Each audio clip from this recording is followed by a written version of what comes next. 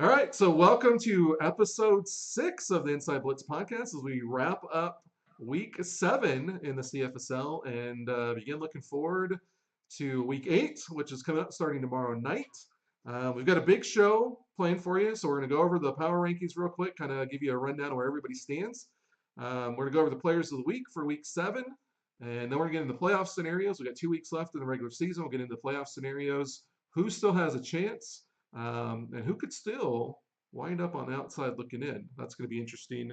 And then me and David, since one of the favorite features of our new format, me and David are going to debate, and this time we are going to debate bowl system or playoff system for the CFSL going forward. So you definitely do not want to miss that.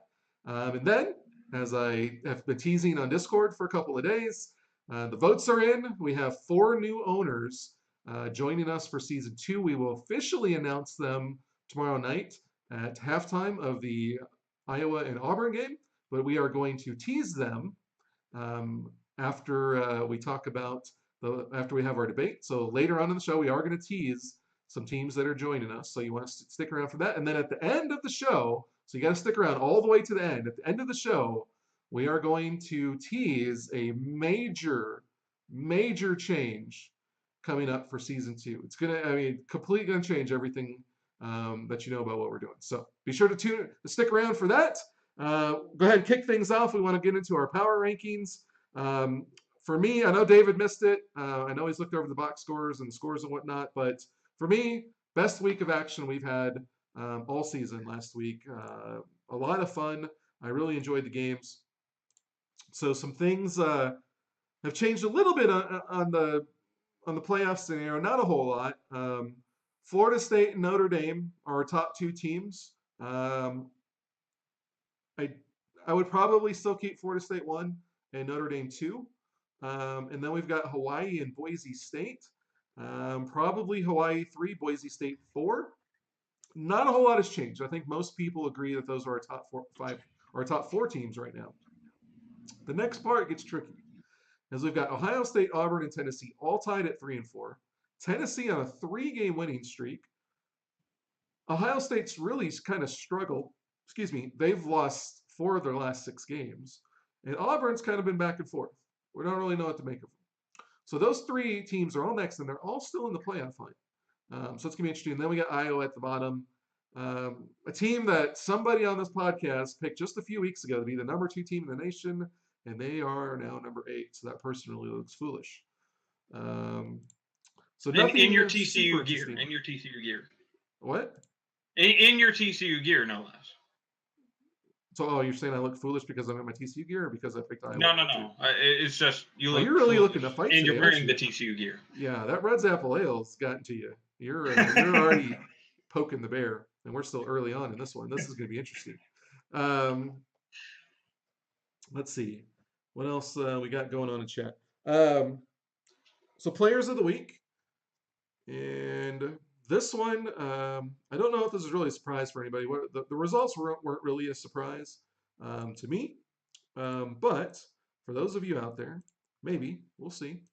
So winning the Offensive Player of the Week, the first-time award winner in Offensive Player of the Week for Week 7, with 29 carries for 224 yards and 3 touchdowns, along with 5 receptions for 37 yards, David Woods of Notre Dame is the Week 7 Offensive Player of the Week. 62.5% of the vote that he garnered. So congratulations to David and the Notre Dame Fighting Irish.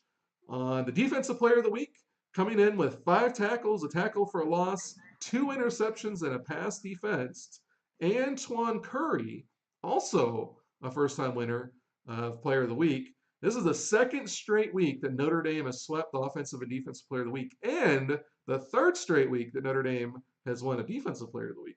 So congrats to the Fighting Irish. Very impressive performances on both offensive and defensive side of the ball. Congrats to Antoine and David for their first Player of the Week votes. Any comments on those, David? No, I think it's impressive, though, and I think it's a testament to Notre Dame's ability to kind of stay in that top 4 and in their playoff contention and the stretch that they've been on over the last couple of weeks. Yeah, they're looking good. We had them as low as, what was it, 7th or 8th or no, sixth or Seventh, I think. seventh Yeah. when I had Iowa too, and I should have had them flip flop. Then I look a lot smarter.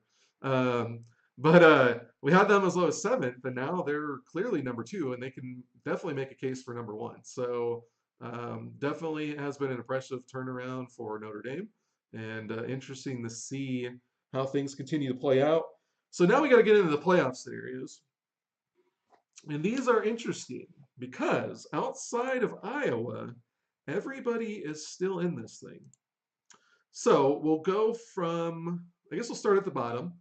And we have Tennessee, who has won three in a row. They started off 0-4, lost their first four games by a total of 14 points. They've now won three games in a row. They're 3-4. They're one game out of a playoff spot. So Tennessee can get in if they win out and either Hawaii or Boise State win out. Now, it's going to get a little complicated because Auburn and Ohio State are in that mix too. And if either of them win out, then that could complicate things. But assuming Ohio State and Auburn do not win out, Tennessee does win out, Boise State or Hawaii lose their last two games, Tennessee's in. So that would be an amazing story for them to win 5 games in a row and make the playoffs after starting 0-4. Also a point for David in his debate later on when we debate playoffs and bowl system. So Auburn is the next team. Auburn, they're kind of the same scenario. They need help. They actually help me out, David. Do you remember? Did Auburn win or lose to Tennessee? I feel like they Auburn, lost to Tennessee. I think they lost to Tennessee. Okay. So Auburn needs the most help. They can't tie with anybody else. They don't hold any tiebreakers. Wait, they beat Ohio State though, right? Auburn did? No, Ohio State won that. Okay, yeah, so they don't have any tiebreakers.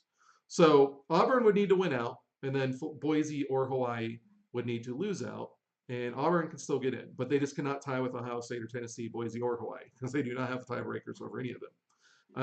If I remember correctly, correct me if I'm wrong, but I believe that is the case. They did beat Hawaii the second time, but they have a 61-point differential in point total, which is the second tiebreaker, so they wouldn't hold the tiebreaker over Hawaii. So they need to clearly get in on their own. Ohio State is the interesting team in this mix because they have the tiebreaker over Boise. So even if they wind up tied, they can get in over Boise by way of head-to-head win. However, they can also knock Florida State out, and Florida State is 5-2 and almost a shoo-in. But if Florida State were to lose out, which would include a loss to Ohio State, and Ohio State wins out, they would have the tiebreaker over Florida State. Now, the caveat would have to be that either Boise or Hawaii would also have to be tied, or actually, I guess Boise, somebody else. There's a scenario, and I apologize, I don't have them all in. I've been trying to take care of a lot of things. So I don't have all of these laid out right now. But Florida State is a long shot that they could miss out if Ohio State could knock them out. I guess it would either have to be Boise and Hawaii can't finish tied. So I think if Boise wins out, Hawaii goes 1-1, Florida State loses out, and Ohio State wins. I don't know. It's complicated, but it can happen. Just take my word for it.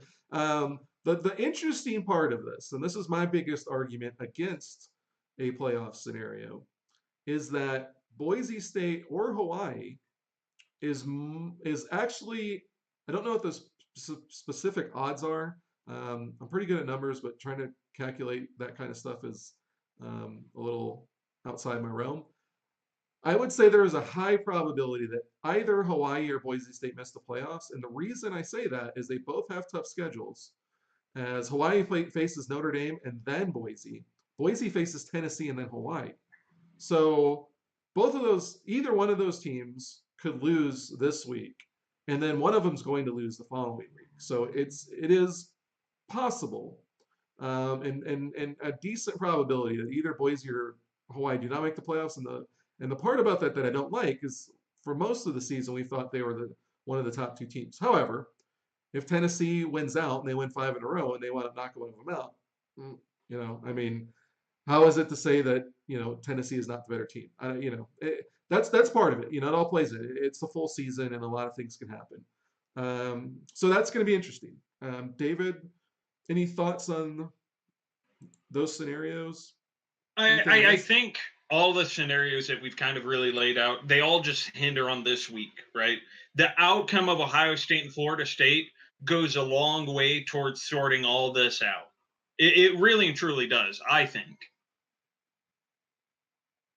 Whether or not Florida State beats Ohio State or if Ohio State manages to knock out Florida State, it kind of changes the playoff scenario and it plays out this narrow ground. Now, Ohio State needs a little bit of help, but they don't need as much help, I think, as an Auburn or a Tennessee does, especially if Ohio State were to win. If Ohio State loses, they're out of contention altogether. Not necessarily. Um, you guys could go 1-1, and Boise could lose out, and you guys have the head-to-head tiebreaker, so you could still get in that scenario. I mean, you need some other things to happen too, because Right. Tennessee would be up there too. So Tennessee would have to beat Boise, and then they would have to lose their final game. So things could happen, but Ohio State has the clearest path. They have them having the tiebreaker over Boise definitely plays a role. I will say I saw Gage Bodine say that he's guessing TCU is a new school. It is not. It would not be that obvious. Um, but there is a tease correlated with TCU. So we will get to that in a little bit. So that is the playoff scenarios. The top four teams are pretty much everybody's top four teams for most of the season. Um, the one thing that I talked to David about, and this is the one thing that, no disrespect, I talked to Scott, the AD of Notre or of Tennessee, and so he knows this. And the one thing for me, there's a scenario here where Florida State could get bumped if they lose two in a row, and Tennessee and Ohio State could both win out and get in the playoffs. And then Boise or Hawaii, either one of them could get bumped. And I think we were using Boise as the example. So it would put um, it would put Notre Dame, Hawaii, Ohio State, and Tennessee in the playoffs. Now, the case could be made, especially for Tennessee, that they won five in a row, and it's hard to say that they're not the better team, even if they're tied, because they won five in a row. Ohio State has been one of the most um, frustrating teams all season. They have looked. I was going to say inconsistent, but that works too. Well, that was too simple of a word. Okay. They've looked really good at times, dismantling Boise and Florida State in week one, and then Boise, I believe, in week five. And then they've looked like a complete disaster several other weeks, including the blowout loss 49-7 to Hawaii. At this point, if Ohio State makes it by themselves and they're the only team that sneaks in, okay, not the worst thing in the world. However, if yes, Superwoman, Notre Dame is, I think, guaranteed. I think they could maybe lose out. I don't think so. I tried to look through all the scenarios, and I don't think they can. But pretty much. Anyway, if that scenario were to happen, and it was Notre Dame, Hawaii, Ohio State, and no, Boise State. That's what it was. It was Notre Dame, Boise, Ohio State, and Tennessee. 1 versus 4 would play. So Notre Dame would play Tennessee. Most of us agree that Tennessee should have beaten Notre Dame. A very fluke ending to that game did not allow them to set up a game-winning field goal, and then they wound up losing in overtime. Most people, I think, would agree that Tennessee should have won that game. So it is very conceivable that if they were the rematch of the playoffs, Tennessee could very well unseat Notre Dame. And then we saw Ohio State blow out Boise. Now, are the same game plans going to be used? Probably not. But very clear that Ohio State would have a chance of beating Boise. And in that scenario, that would set up a national championship game between Ohio State and Tennessee. That for me would be a disaster. And I hate to use that word because, and it's not a knock on Tennessee because, like I said, Tennessee, if they won 5 in a row and they got in, wow. Ohio State, if they win out, they win 2 in a row, they get in. Hey, they did their job, I guess. But when you have what everybody pretty much thinks is our top four teams in Florida State, Notre Dame, Boise, and Hawaii, we all pretty much agree those are the top four teams. And they have been for a few weeks. And only two of those teams made the playoffs, and neither of them, potentially, there is a scenario where neither of them could make the championship game. That, I think, that would be a rough ending to the season for me personally. So, with that caveat, we will carry into our debate on bowls or playoffs for the CFSL going forward. David, go. So here's the thing, and you bring up a lot of points. You know, if Ohio State and Tennessee get in, and we lose half of the conceivable top four teams, then it's a disaster. Here's the argument to that, though. I think that if we have two teams who have been a little inconsistent and a little frustrating in terms of Ohio State, and by a little I mean a lot with Ohio State, if they manage to sneak in, I think it says something in terms of parity in the league, right? And it shows along the lines of anybody can beat anybody, and all it takes is being able to outsmart somebody and guess correctly to a degree in terms of what they're going to do offensively or defensively, and be able to just counter it. At that point, it's just good game planning and leaving it up to the star players that you've recruited in the star positions and in the positions you need. With the current playoff system, if that's the case, we have a lot of conversation. You and I can go back and forth on all these playoff scenarios and everything else. Under a bowl system, you have your top two teams. For the most part, Ohio State and Tennessee really can't work their way back into a national championship contention. Neither can an Auburn. They kind of get left out of that conversation a little bit. And you and I are left talking about, all right, here's our 1 and 2. Here's what they have to do to make sure that they stay in, as opposed to fall to the wayside. And I think to a degree, what ends up happening is down the stretch of the season, a team like Iowa, granted, they don't have much of a playoff scenario, but even like a Tennessee or an Ohio State or an Auburn, like, do they get to a point of like, well, we can't make it to the national championship game? Do we just start trying out stuff and see what happens? And if it blows up on our faces, cool. Does it lessen activity a little bit? Do we lose some intensity? Do we lose some hype on that? Maybe. It's a valid point, and I was smiling because, and I'll get to my point here in a second. That's one of the things that I've been struggling with the last couple of days when I've been kind of thinking about this, like where do we want to go? And I do think that right now with eight teams, have half of them make the playoffs. It's interesting. Whereas if we only and we went away, we were just going to do the top two teams that play for the national title, and we decided to do the playoff. And so I think it's okay, and it works okay now. And you do make a good point that if two teams wind up tied, and they've if Hawaii or Boise lose out and they wind up missing out on the playoffs, and they wind up tied with somebody that has a tiebreaker, or they just lose out, straight away because they finished 4 and 5. There is a fair point that, hey, they didn't do what it takes, so maybe they weren't as good as we thought they were. I'll agree with that. Same thing as if Ohio State gets in, even though they've had as good as up and down a season. There is a case to be made that, hey, they finished with the same or better record, so it's hard to take it away from them. I agree there. My concern is going forward. I do think it would be weird if we had Ohio State, Tennessee, and like I think Frosty said that Florida State has the tiebreaker over Tennessee. So Florida State may not be able to. I thought there was a scenario. I don't remember. I looked through a lot of them. I was going to put out a post and I didn't. But anyway, if that happened, it would be very strange. But if one of them gets in, okay. My concern is going forward, and this is the reason I was smiling. A way to win a debate is to have a secret weapon up your sleeve. which Who says I don't? Who says I don't? okay, well we'll see. But I have one that I'm saving for you that I didn't clue you in on.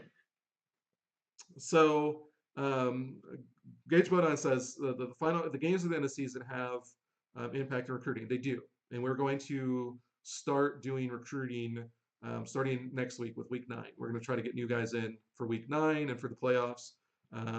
So yeah, ending the season strong is good. But so when you get further in the season, or when we get further in our history, and we expand, we're going to have 12 teams next season. Mhm. Hopefully, we get to 16 and then 20. If you only have 4 teams in the playoff, then it's a scenario that's very similar to only having 2 teams play for the national championship now. Is that you've got 6 teams that are kind of on the outside, and the bottom 2 or 3 are like, we don't have any chance to get in there, so what is our incentive to keep playing? So the only thing that you can do as you get a little bit closer, I mean, this is one of the knocks on the NCAA playoffs in real life, is that you only have 4 teams and there's 130 teams. Like it's such a small percentage of teams that have a shot. I don't particularly mind it because I think the regular season matters. You can lose 1 game, but you pretty much can't lose 2. Your conference championships matter. So I think it works okay, and especially it's a big money um, sport. So it's a little bit different. Stakes are different. Right. When we get to 20 teams, 4 teams just doesn't make sense because half of our teams, by mid-season or 2/3 of the way are going to be like, all right, we're already eliminated. So that doesn't really make sense. So the other option is to expand, but if you expand to 8 teams, now you've got an extra week of playoffs. And so now we're either cutting into our off season or we're having to shorten our regular season to accommodate the playoffs, or we're having to try to do 2 playoff games in 1 week in which the ADs don't have a ton of time to prepare for the next game, which none of those scenarios are ideal. The other thing that I really don't like about a playoff scenario in our format is, as we've seen throughout the season, I think it is incredibly difficult for one team to win 3 games in a row. Best team or not. Somebody would have to do it, obviously, but I don't think it's going to be the best team very often. And so in an 8-team playoff, it's much like the NFL where we've had a 9-7 Giants team win the Super Bowl.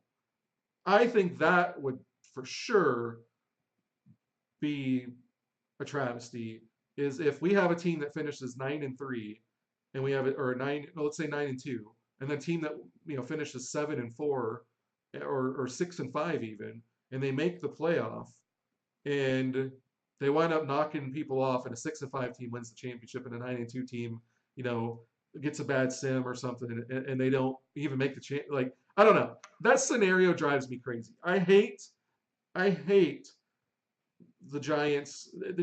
In the NFL, the hot team gets hot and they can win 3 games and they can win the Super Bowl. I hate it. I hate it. I hate the best team not being able to claim a championship. And a lot of people can say that can happen in the NCAA tournament in college basketball. Um, it hasn't necessarily happened to a large degree. Most of the time, they get the better team, but you can still get. We've seen number 2, number 3 seeds get knocked out all the time, and you don't always get the best 4 teams. So that's my biggest case against it. My case for a bowl system is this: if we split into conferences, the first thing that we talked about is the logical way to go about it is the old BCS system where we take the top 2 teams and we pit them against each other, right? But like you said, then nobody has anything to play for. Now I realize you're a little bit newer to this life than I am, and I'll give Neil Worm Reaver credit because we talked about this earlier today. So he was my secret weapon. We came up with this when we were talking about it. Why not go back and reverse? Because we are more like the NCAA in 1869 than we are the NCAA in 2018. We don't have 130 teams. We're never going to be anywhere close to 130 teams. It's just physically impossible for us to run that many games. So we're more like the NCAA when they first started out. So what if we do the bowl system the old way, before the BCS? And so we split into conferences. And so picture this. We have 2 16 conferences, and we create bowls, and they all have tie-ins. So to start, it would be 1 versus 1, 2 versus 2, 3 versus 3, right? In each conference, they would play in the bowls. and then the ADs vote on the national champion after all the bowl games are played. I see the wheels spinning. Now, think of this, okay? Think of this. The one thing that we've talked about in a traditional division versus division, where one division plays another, you could have a 6-5 team win one division, and a 9-2 and 8-3 team in the other division. The 8-3 team gets left out just by simple fact that they didn't win their division. I don't like that, or they didn't win their conference. I don't like that. Right. Like the two best teams should go. So if we do it in this format, we put 1 versus 1, 2 versus 2. You could have a scenario where the number 1 team is say 9-2, and they face the number 1 team in the other division, but that other conference, but that team maybe is only 6-5 or 7-4. Okay, so and maybe they're only ranked like 5th, right? So one bowl, whatever it is, 1 versus 5. The next bowl would be 2 versus 2. That might be number 2 versus number 6 or number 7, and then you have number 3 could be number 7 or 8, however they wind up working out. So what can happen is 1 versus 5. 5 upsets number 1. Well, that knocks number 1 out of the playoffs, but it doesn't necessarily make number 5 number 1 now. It could, but it doesn't necessarily. Now number 2 wins their bowl. Now maybe that jumps them to national champions. Or what if they barely win and number 3 dominates their team? Or what if number 2 also loses, number 3 wins? Now number 3, who would never have been considered if you did a 1v2 national championship, now number 3 becomes the national champion because they won their bowl game, the other 2 above them lost. AD's vote, we announce it the next day. And we're getting some comments in the chat, so I'm gonna look at them in just a second. And the thing that adds is there's drama. And as Jerry Jones, as I'm familiar with, living in Texas and living in Dallas-Fort Worth most of my life, any publicity is good publicity. Any news is good news. There is a scenario in there where 1 might play 5 and still beat 5, but maybe they struggle with 5. And then 2 maybe faces, another team and they blow them out. And we still vote number 1 national champions, but number 2 are like, hey, we got screwed. We dominated our bowl game more than we did them. But you guys voted them number 1. And now we've got some controversy. And we've got a split national championship or somebody claiming to be split national champions. It creates controversy. It creates excitement. It creates things to talk about. And it also creates a system in where teams aren't necessarily out of it at the end of it. In theory, it can work. Here's the only problem with that, is if we're going off of it in terms of AD voting, what are the criteria that the AD would have to look for, right? Are we going strictly off the eye test, or are we saying, you know what, this team has consistently blown out the most number of teams, they should get in, even if your number 3 team wins by 3 against some of the really hot teams in the league? Let me just clarify. This is not a vote for top 2 teams to then play for national championship. This is just voting for a national championship after all the bowl games are played. So it's not 1 versus 2. It could be 1 versus 5, 2 versus 6, whatever. Maybe, but the criteria argument still applies, right? Criteria-wise, this team dominated their bowl game against a lesser opponent in your 6-5 and 8-3 scenario. If your 8-3 team just rolls over that 6-5 team, but maybe you have a 7-2 team going up against, maybe that same 6-5 team, and maybe they win by 7 or win by 3, but they've been consistent enough. But that one team who rolls, maybe they just get hot at the right time. Maybe they just get, the lucky break in that game that sets everything off. In that scenario, if we overlook that team who has been consistent and, and we don't put them in, there's a little bit of a problem there because we're still leaving out that second best team. There's drama. There is. Well, the first thing we have to concede, and at least with the 8 that we have right now, and seeing the vote for new people, is I think we have 8 guys that we think are thoughtful people that are going to put time and effort into the decisions that they make. And I also would say that the new ADs we're bringing in, we feel are able to do the same thing.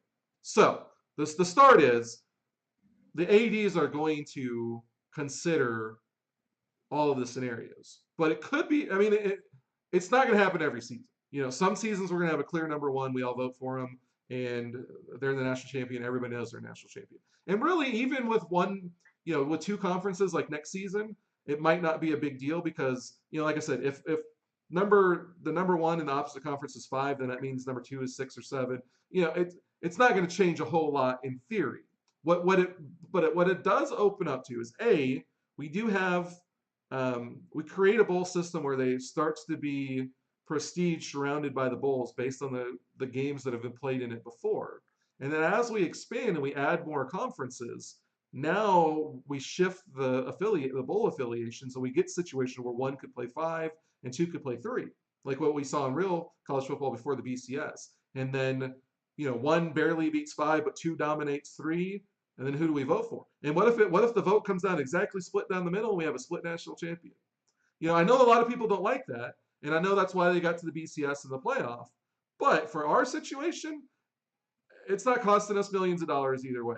I think I think what is the most intriguing and the most fun, and I think having split national champions or a national champion that gets left out that feels they're deserving but didn't get credit, I think that's beneficial for us in the long term.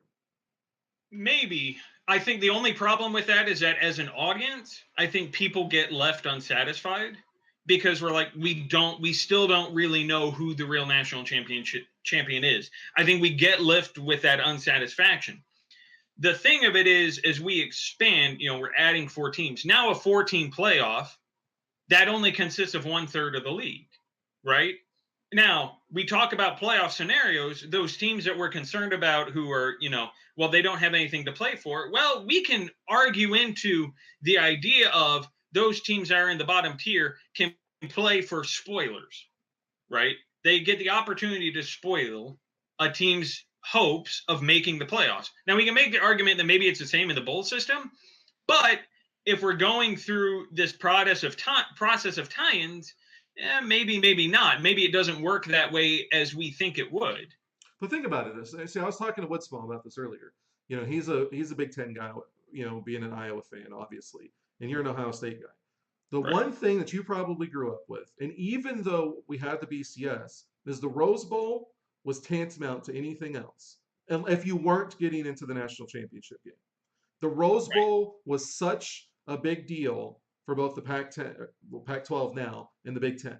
Like the Rose Bowl, that was what everybody wanted to do. That was your season. If you got named national championship, cool, or national championship, cool. But the Rose Bowl was what everybody played for. Right. In this scenario would create that. We would have our bowls where conferences, could have a Midwest conference and a West Coast conference or whatever, however we wind up doing them. And then they could, we could create the thorny flower bowl or whatever. And that becomes the big bowl game that everybody wants to go to. And then now there's pageantry around it, and there's tradition, and there's rivalries that develop. So that's why I think it's interesting. And then we have the drama. And Gage Bodine says in chat that he doesn't like it. Take the top 4 teams, and if there's a tie for 4 and 5, have an extra game. But again, that doesn't solve our problem of adding extra games and taking time away from the regular season or taking time away from the Right. off season, because the off season is designed in a way to allow us to do everything. There's time that goes into it. We've got to recruit new players. We've got to update the ratings of players that are already here. We have to remove players that aren't here. We got to see who's still here, who's left. We've got to add new teams. We've got to edit the rosters of all the new teams that are coming in. And then we've got to have a signing day, and then we've got to edit all the new players. So all of that stuff has to take place in a few weeks. And it needs to take a few weeks because doing what we did and having the recruiting in a small period and then me trying to edit all those rosters a couple days, it's too much. Can't do that every year. So we have to spread it out. And so if we create scenarios where we have too many people in the playoffs and we're shrinking, we're either shortening preparation time or we're shortening the regular season or we're shortening the off season, I think that hurts us. And like I said, the bowl system creates drama. Like Neil says in the chat, the conversation that is going with this is the exact reason why this is, a good idea, I think, is because it creates conversation. I mean, what is if there is never any drama, you have two teams that are tied, and we don't use a tiebreaker, and they have to have a play-in game, which doesn't happen in football, and it takes time away. But even if we can make it happen, there's no drama there. Like Right. the 6, 7, 8 teams, there's nothing for them. Like they know they're out. We play in that, then we play 2 weeks again. That 4 or 5 team has to win 3 in a row. Now it is a disadvantage for them. I will give you that, but I don't know. It opens us. It still leaves open a scenario where a team gets hot at the end and just wins, 2 or 3 games and wins. They're not necessarily the number one team. Where Nighthawk says the tortilla chip bowl. But it leaves open a scenario with this proposed bowl system of that we never know what's going to happen in two conferences. We're not really going to see those scenarios. But when we get to more and we get to, we expand and we think out, and we think we have, 24 teams and we have 3 18 conferences. And now we have teams that might not have ever played and they're matching up in bowls and stuff like that. The other thing that this adds also, and this is one of the caveats I haven't put in there, is if we split into two conferences and we have, let's just say we have 6 next year. You have 5 in next year we're going to play everybody. Going forward, we get 16 teams. We have 2 18 conferences. You play everybody in your conference once. That's 7 games. Now you have 4 more games left over that you get to schedule on your own. And then you submit them to the league, and we put them on the schedule. So now it's up to you to make sure you're scheduling games against teams that are going to be good. If you have a weak conference and you realize that for whatever reason your conference is down, you better be out there scheduling the top teams in another conference to make sure you can get wins. And that at the end of the season, when we're looking at who to vote for, you're up there because you've beat top teams. Whereas if you're in a conference that's not that great and you're scheduling your buddies in the other conference, but their teams aren't that great, now you put yourself at a disadvantage. And if you wind up getting left out because your strength of schedule is not very good, that's kind of on you. I think we run into the same problem, though, that the current NCAA playoff runs into, right? You have a preseason team who, you know what, we expect them to be really good, right? Week 1, we all thought Ohio State was, going to be this hot team. And look at what we've become down the stretch, right? We've fallen apart. We're not as good as what they thought we were going to be, right?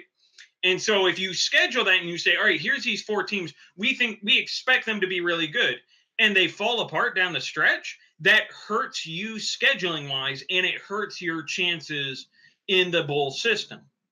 The other problem with this, I think, is I won't say it's a problem, but something that it takes for us to consider is, one, it depends on how much we're going to extend the schedule, right, of how much this playoff system or bowl system is really going to work out.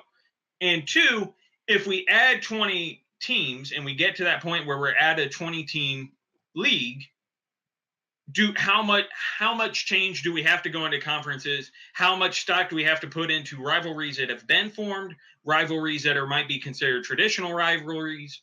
How do we divide all of that up? Do we set aside a week like the current NCAA has, that this is strictly your rivalry week, right? You have to schedule your current rivals, or this is how that schedule sets up. Are they in your same conference? Are they out of conference? How are we going to work in those things, right? Those are questions we need to consider. Well, that's something we talked about to some degree. Setting up the conferences, I think we'd have to do them geographical, because I don't think a new person coming in that wants to follow us or even be a part of what we're doing, I don't think they're going to be interested by a conference that has Ohio State, Hawaii, and Tennessee in it. There's no tie-in from all those groups. So we have to use real life rivals and real life geography when we're setting up the conferences. So there's going to be a lot of similarity between the real life conferences. So that by itself, but that also creates a situation where all of the the Midwest teams or all the West Coast teams, whatever, aren't necessarily the best schools, and you can have a weak conference. And so then that's where your out of conference games become important. And if you do have, a rival that's not in a different conference, and you talk to that AD and you're like, hey, let's set this up every year. Well, one of our games we're going to play. I mean, that's the same thing that real life teams do. And then you can mix in your other games. You can try to schedule the better teams. Or if you're in a really tough conference, you do what Alabama and some of these other teams do, and you schedule, guys that maybe aren't as good, so you don't lose a non-conference game. It creates creates strategy, it creates unpredictability, it creates difference. I think there's a lot to be liked from that, and there's a lot of storylines that develop from that. There is, but it still does not solve the problem of if you schedule four teams that are out of conference and they're not as good as what we expect preseason, and they fall apart down to the stretch. The question then becomes, have we screwed ourselves by scheduling these four teams who we thought was going to be really good, but they fell apart, and now we're stuck still in our weak conference, and we scheduled four out of conference teams who turned out to be weaker than expected. How much does that hurt us? How much does that help us? I think that's something that we're going to have to take into consideration too going forward. What was the last point I was reading the chat? Sorry, I got distracted by Nighthawk saying he wants to be FCS Midwest. Well, I mean, the four teams, you schedule your four out of conference teams, and they fall apart down the stretch. They're not as good as what you expect, and you're still in that weak conference. How much does that hurt you? How much does it help you? Well, I mean If that's they're part of it. worse than what you think, You don't know. But that's real life too. You don't know. You can schedule these right? guys and think they're going to be strong, and then they have a bad season, and then those wins against them don't necessarily look as good. So there's a lot be said for it. I think the fact that we can sit here and debate it means that there's a selling point for it, and that it creates things for us to talk about on this show, on the forum, or on Discord, and during games. I mean, because we never know, and we never know how the ads are going to vote. There is a human element in there. We even talked about this. I mean, if we have an AD or a team, which your team would qualify for this early on in the season, that the other ADs do not like, does that affect them? And that is Yeah, drama. And it's not necessarily fair to that team, but it creates a storyline and it creates something to talk about. And it creates, man, did the other ADs hose this team because they don't really like them? I mean, I'm not saying it's going to happen. I think we have fair guys, and I think, right. but I think if there's two teams that are even and they're having a hard time splitting hairs, the AD or the team full of players that people like more is probably going to get the benefit of the doubt. We could. I think we run the risk of creating anarchy, though, a little bit with that kind of system that they start pointing at the ADs. Creates a little bit of chaos, creates a little bit of anarchy. Now, does that mean it's a bad idea? No, maybe not. But do we run the risk of having guys turn away from certain ADs, or certain ADs now having a harder time recruiting because of that? Does that hurt the AD's recruitment efforts? As far as If how? guys, Give me an example. What's that? Give me an example how that might Well, hurt okay. it. So if Are you looking at notes? You already had this planned out ahead of time?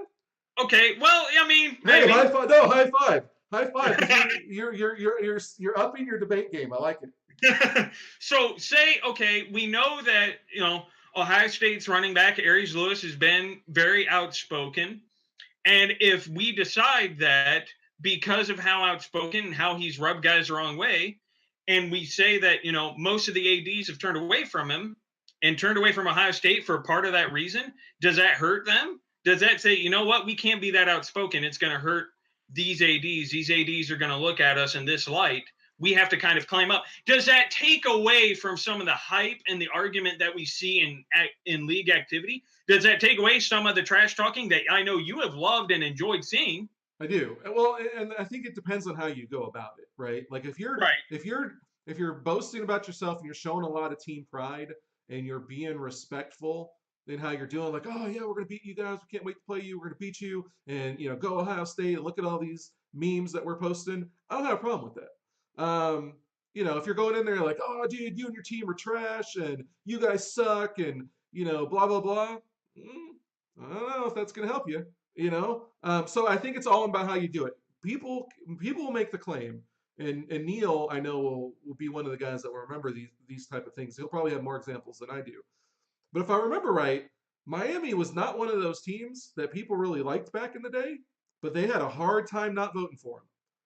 So It does. there is something to be out there. Again, negative publicity is good publicity, and sometimes, if you're just out there and you have a lot of bravado and you're talking, sometimes people just think of you because of that, and they just think you're better than you are just because you talk about how good you are.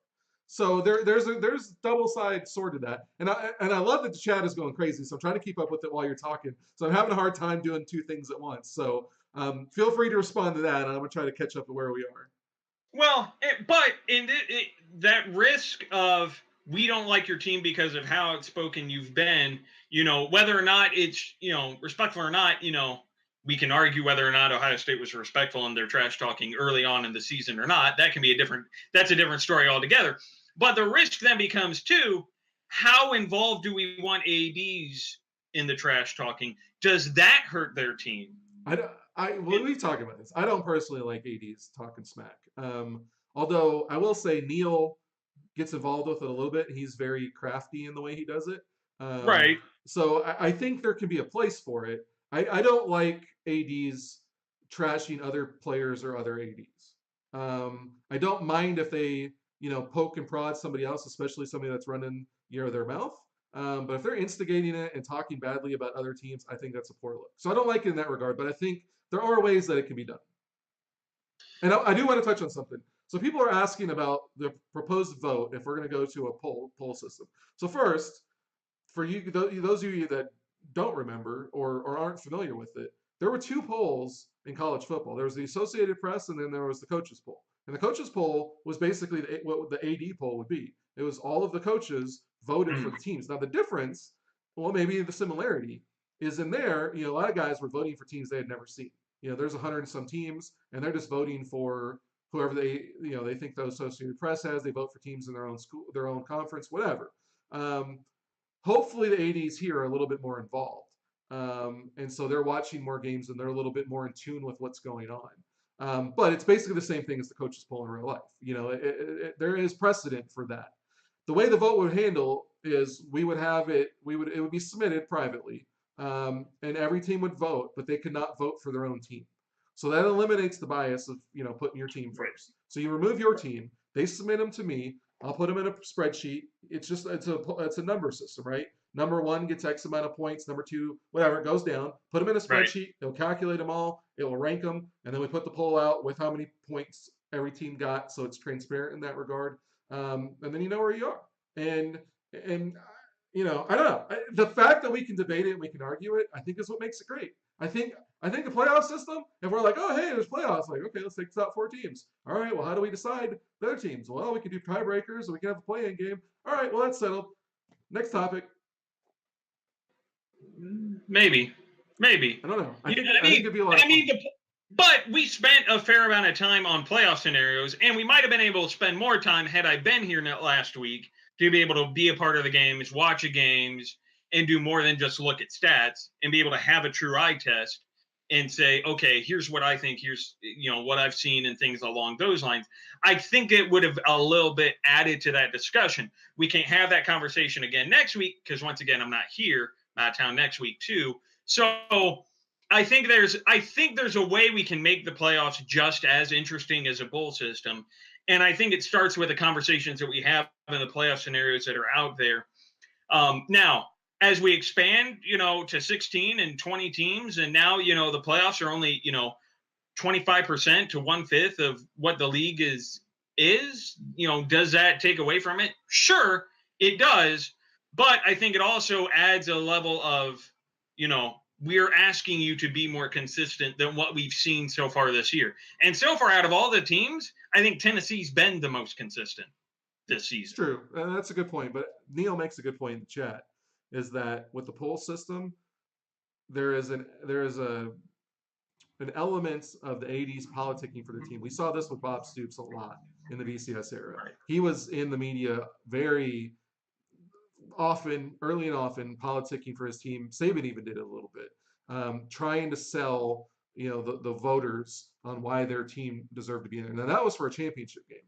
This is just, hey, we might be playing 1 versus 5, in this bowl game, but this is why we deserve it. Even if we win, like I said, it creates drama. There's nothing there. Like if we do a playoff system, it has to be a predefined method of selection. There has to be tiebreakers. Right. There has to be a clear-cut path, and there's no conversation there. But even though the bowl system isn't necessarily the most fair, quote unquote, I think it's the most intriguing, and it's the one that creates the most entertainment value, which is ultimately we're an entertainment product, right? We're here to entertain people, and I think that creates the highest entertainment level. So I think we said enough about it. We're reaching an hour. I know, David, you're amped up to say something, but honestly, I think we've touched on all the major points for that. So that's something we're going to talk about in the boardroom.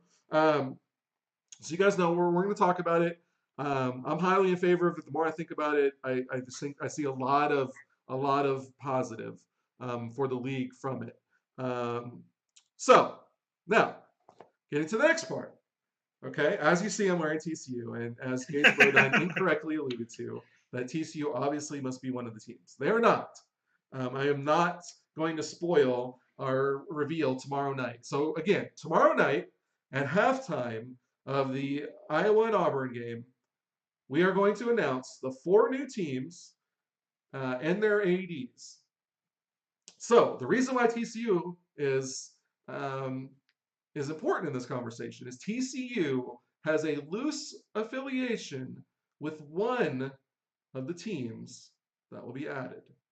So just a little tease for you. Okay. Another one. So I put this on Discord last night. David Woods was asking, and I put this out there. So a traditional rival of Notre Dame is also going to be added. It could have coincide with the team that has a loose relationship with TCU. It may not. There will also be a team from the Pac-12 and the Big Ten being added next season. Now, that could or could not affect Notre Dame's rival. It may or may not, but just know a Pac-12 and a Big Ten team are both being added, and a rival of Notre Dame is being added. So that's something for you guys to chew on. Um,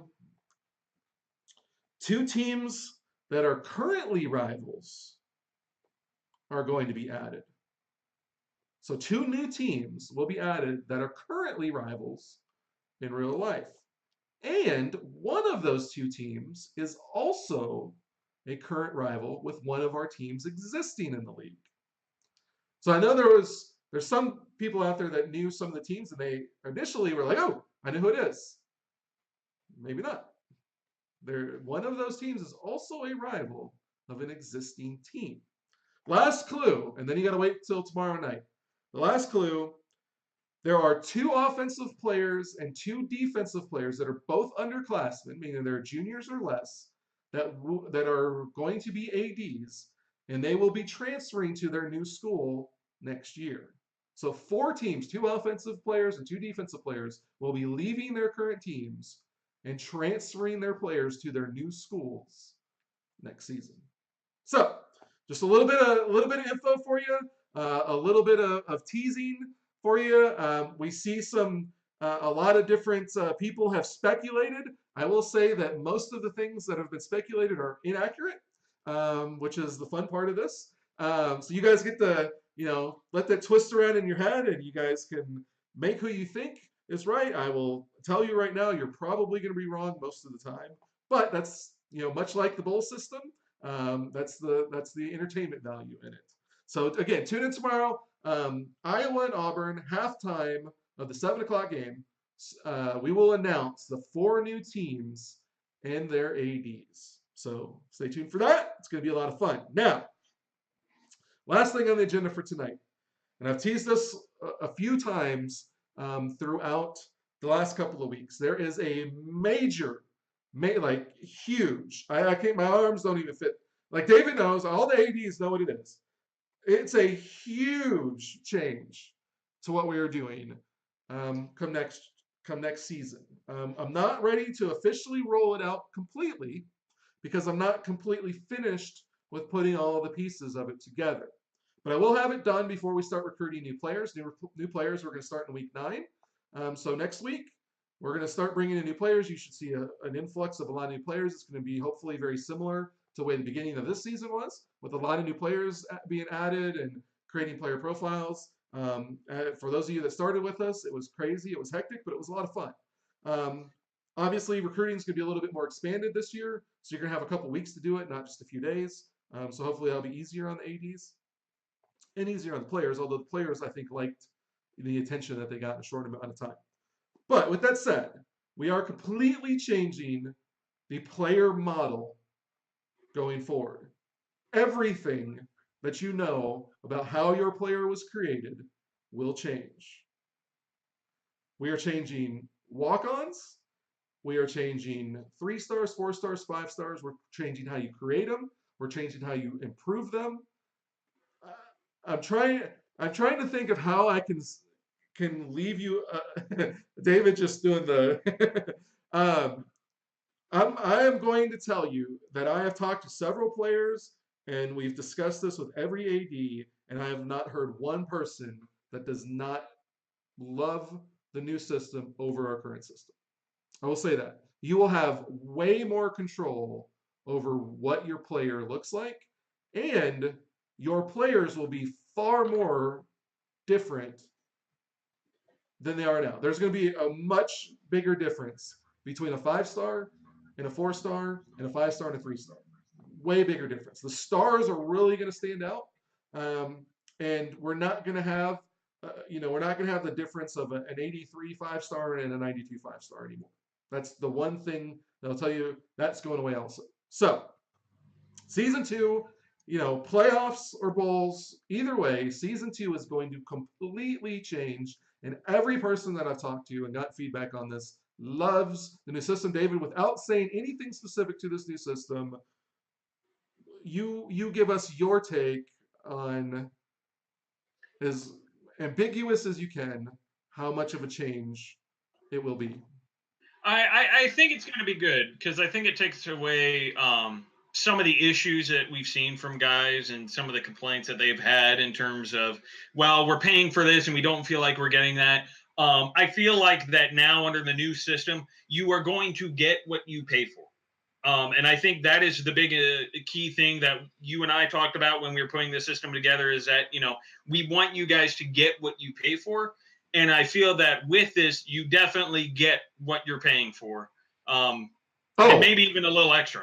and I haven't seen Clutch in here, but Clutch will be happy to know that the broken tackles are significantly reduced with the new system that we're going to next season. Significantly. Yes. It's I'm just going to leave it there. It's way more control. I will.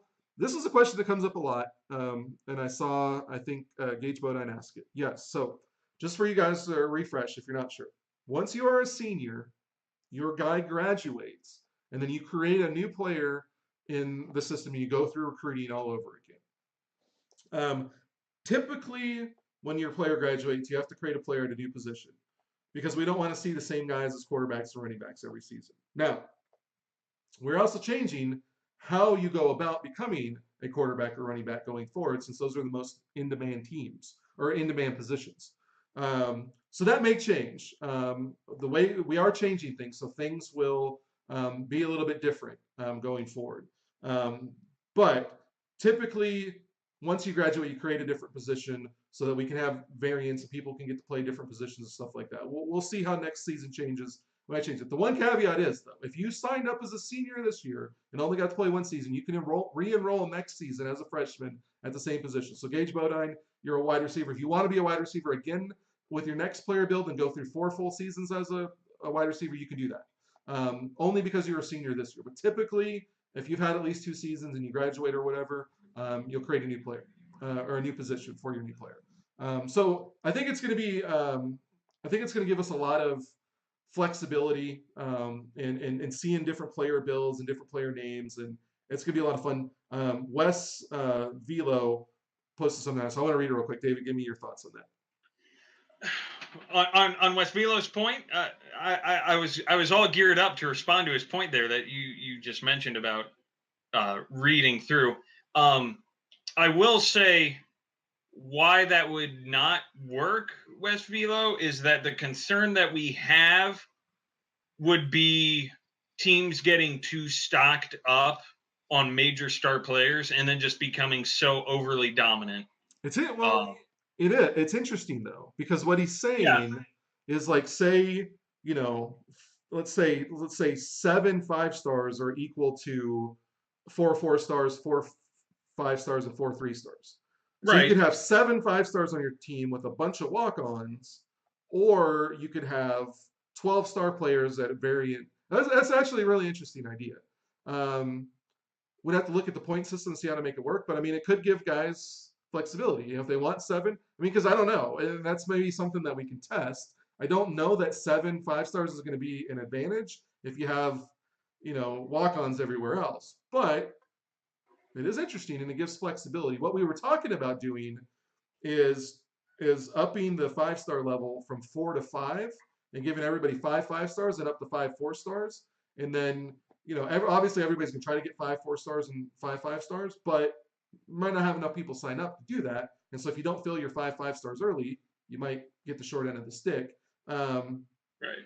this system actually could create some um, extra scenarios, create something a little bit different.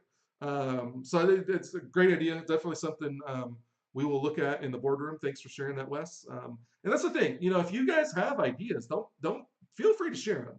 You share them with your AD, and your AD can bring them up in the locker room. You can share them with us publicly, or through PM. This I don't really mind putting it out there because it can create some conversation. Sometimes ideas get put out there and it's something we can't do, and then people kind of get attached to it. And so I do like them typically in PM, but I don't have a problem with it here because I think that's definitely a conversation starter, which is what we've been doing here. But yeah, if you guys have ideas, feel free to share them. I will say that going forward for next season, most part we've got the players nailed down. Although we are always open to suggestions. Skyballer's giving me some suggestions. Don't go asking him about them because he's not allowed to share. But and obviously the ADs have Gage Bodine. I talked to about this. A few other players. So anyway, I think it's gonna be great. I'm super excited. I told Neil today, like I'm ready to get this season over with again on season 2 because I think season 2, like season 1 has been great. And I think it's really getting good because now we're heading into the playoffs. We got a lot of playoff scenarios. We got a lot of things to talk about. But I think that season 2 is gonna be even better. Season 2, I think, is gonna blow away everything we did this season and even more. So I'm really excited about it. I think we got 4 great teams being added. Again, TCU is not one of the teams being added. However, they do have a tie-in with one of the teams that are being added. So that's all I'm going to say. You guys tune in tomorrow night, 7 o'clock. We start off with Auburn and Iowa. And the second game on the schedule, I should have this pulled up, but I don't. You should just have it memorized. You're in charge here. I got so much to do.